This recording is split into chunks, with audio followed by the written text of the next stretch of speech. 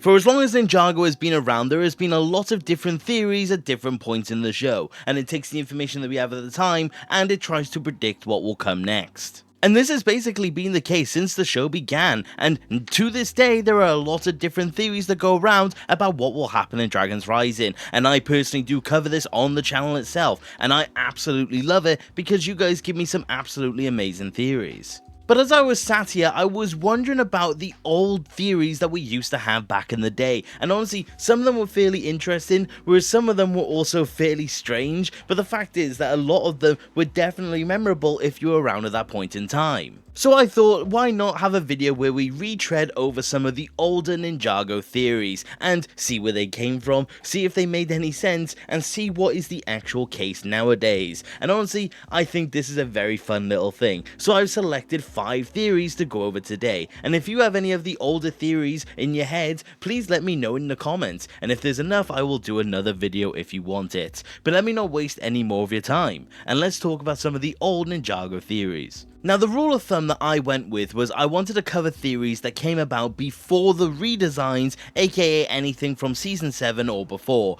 because I feel like that was a very different age when it came to Ninjago theories, because after that point in time, whilst they were definitely still around, and there was a lot I could have mentioned, this was definitely when theories started to become a lot more streamlined. So, pre-Season 7, I do think were the more obscure ones. But the first one I want to talk about is actually one that I remember so vividly watching a video about when I was younger, and it was a video actually made by DDDD Studios, and it was a theory that said that Bancha from Season 5 was actually an elemental master. And this came from the fact that her scream that she used multiple times during the show had a lot of interesting effects, and she can manipulate the environment around her when using those screams. And honestly, for a long time that definitely made a lot more sense to me. It definitely had a lot of footing and reason behind it, and I feel like because we were just introduced to Elemental Masters, it definitely had a lot of merit to it. But honestly, now we're looking back at it, we realise that it definitely could not have been the case. Because if Bancha was to be an Elemental Master, it would mean that she would have to be an Elemental Master of Sound, because what she is doing ultimately is manipulating sound to be able to do things to the environment.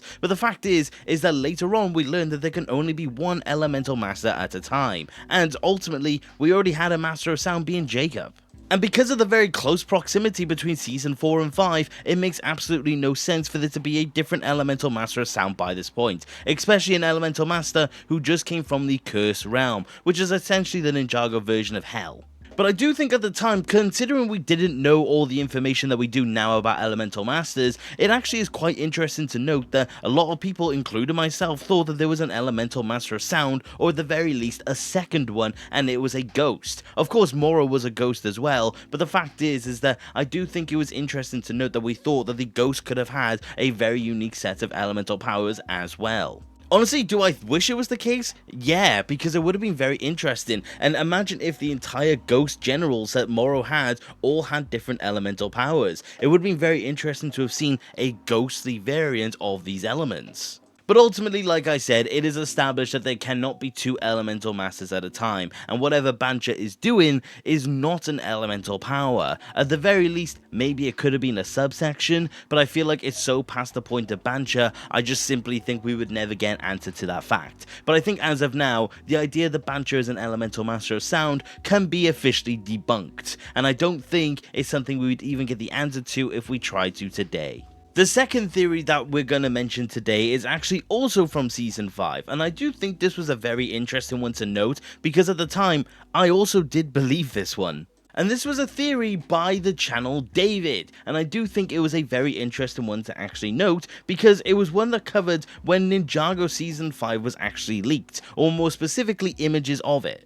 Some of those images that actually leaked for Season 5 showed the ninja in the Wu's Tease outfit, and of course we know what they were in context later down the line, but at the time a lot of people were wondering why they weren't actually in ninja uniform. But a lot of people actually came to the conclusion that actually the ninja were going to be doing something with Traveler's Tea for the 5th season. Or more specifically Lloyd's, because the theory went that Lloyd was going to be using Traveler's Tea in Season 5 to be able to try and find Garmadon and bring him back to Ninjago. But in the effort to actually find Garmadon, he ended up getting possessed by Moro, and that is how the whole possession arc actually went. The main evidence was these images, and the other bit was in the Wu Dragon set it actually came with tea, and the whole thing was, why are we suddenly getting tea now? And it felt significant to a lot of people at the time, but of course we ended up getting a completely different course of events. The ninja in the uniforms was of course just Wu's tea afterwards, and Wu's tea didn't even have anything to do with Traveler's Tea, so that whole thing was just by coincidence, I guess. And then in the end, Moro possessed Lloyd because he was already in Ninjago. So even though the pieces were there, and it was honestly a quite good way to round up all the evidence that we had, of course in the end it was completely different. But I will say, that's actually an interesting way to have done it. If Lloyd was investigating Traveler's Tea, and of course that is how we ended up with Moro, I do think that would have been an interesting way to have done it. I mean, of course Season 4 ended up showing us that Moro was already in Ninjago, but I do think it is interesting to note that that could have been a way that the Moro possession could have gone in an alternate timeline.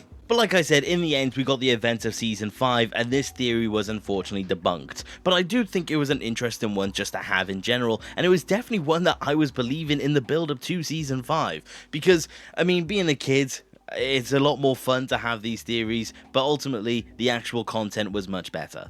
The third theory is a fairly infamous one, and there are a lot of people to this day who actually still believe this idea, and it actually comes from the idea that there was a theory that Cole was going to die in Season 6. This of course expanded off of the fact that the future reflections that we see in the cave of the first Ninjitsu Master showed no Cole whatsoever, and the bridge between Season 5 and Season 6 was a fairly large one, so during that time a lot of people were starting to wonder what the case truly was. And a lot of people did come to the conclusion that Cole was going to eventually just be killed off and we weren't going to see him ever again. So people believed that Season 6 was going to be the reason it was going to happen. But of course, that eventually also got debunked. And in the first episode of Season 6, of course, a fairly controversial answer was given, being the fact that Cole's disappearance in the tomb was because he could disappear as a ghost, and it was reflecting his new ability. And to this day, a lot of people absolutely hate that fact, and it also has spawned another thing. That being the fact that because there's no Cole, and we also do know the future reflections are technically still canon,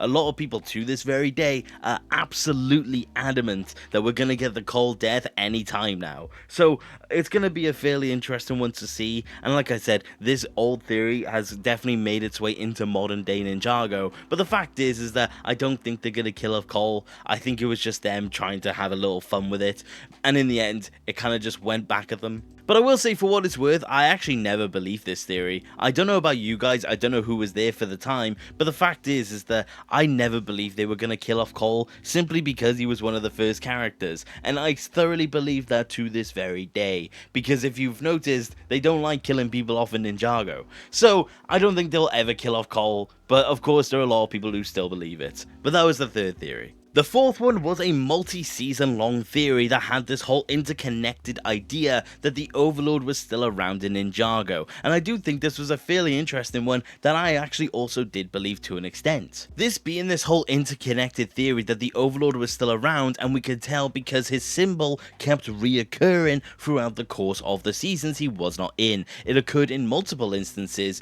but of course there's two in particular that were pointed out. The first instance being in Season 4, where of course the season after the last appearance of the Overlord at that point, we see the character of Ash, who actually did have the exact same Overlord symbol on his uniform. So a lot of people were starting to wonder if Ash was connected to the Overlord in any way. And then we see it one more time in the season after that again, because we actually see the same Overlord symbol on the allied armor of Azure. So a lot of people were starting to make the connections that there could have been something to do with this, and a lot of people honestly did believe that it was officially the case. Now, personally speaking, I don't actually see the resemblance in the symbol on the allied armor in comparison to the Overlord. You can make the argument that maybe the symbol is just slightly altered or inverted in any way, but I honestly don't see any sort of similarity, but the Ash one is one for one with the Overlord, I have to say. But to be perfectly honest, this theory was essentially debunked because we did later realize that the character of Ash in particular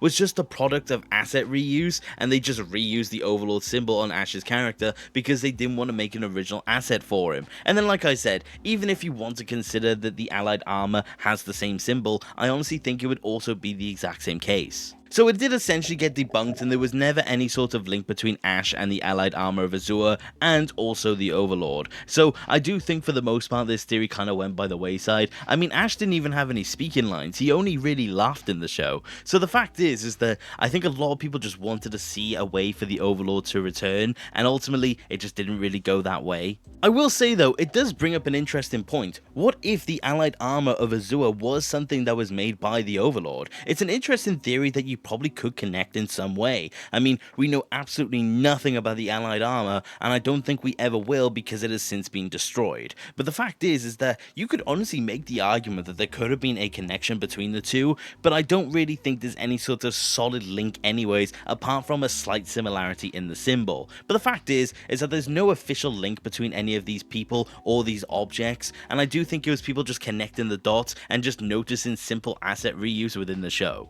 But hey, maybe one day they will later confirm that it was all by the Overlord's design, and like I said, I do think you could make a theory that the allied armor was the product of the Overlord in some way, because fun fact, we know nothing about the armor. We know literally nothing. The only thing that's been recorded about it is the fact that the Museum of Ninjago actually had it. So you could probably make a theory if you wanted to. If you have a theory, leave it down below. But yeah, that was theory 4, let's get to the last one. And that is a fairly iconic one, and I think if you were around at the time you would have absolutely have loved this one. And that is of course the theory that Garmadon was going to be the Purple Ninja.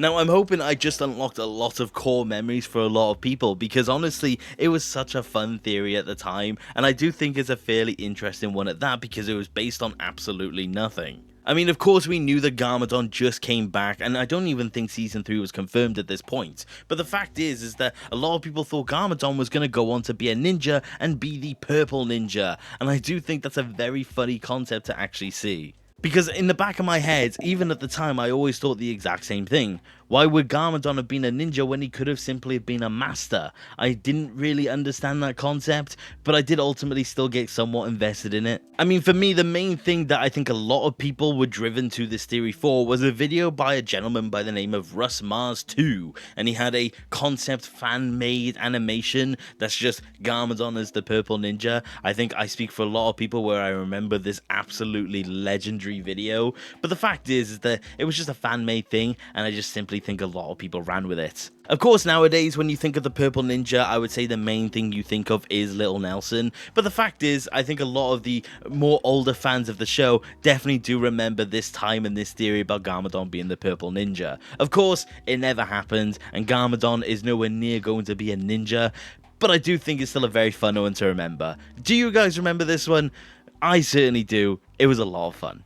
But that was me just revisiting some old Ninjago theories. This was honestly very fun and very nostalgic to actually do. I do think some of them were just quite funny, and I do think a lot of them just had some very interesting ideas behind them, but just future knowledge just kind of debunked it. But overall, I do think they're still very fun to look back on. And like I said, if you have any old theories that you want me to talk about in another video, definitely leave them in the comments down below, because these are very fun, and I do like to revisit these old memories. But let me know what you think of these old theories. Did you believe them? Did you not believe them? Were you around when they were definitely making the rounds? I would love to know your thoughts on these older ones, because I do think they're very fascinating to look back on. But that is about it for today, you guys, and thank you very much for watching. Take care. Okay, bye!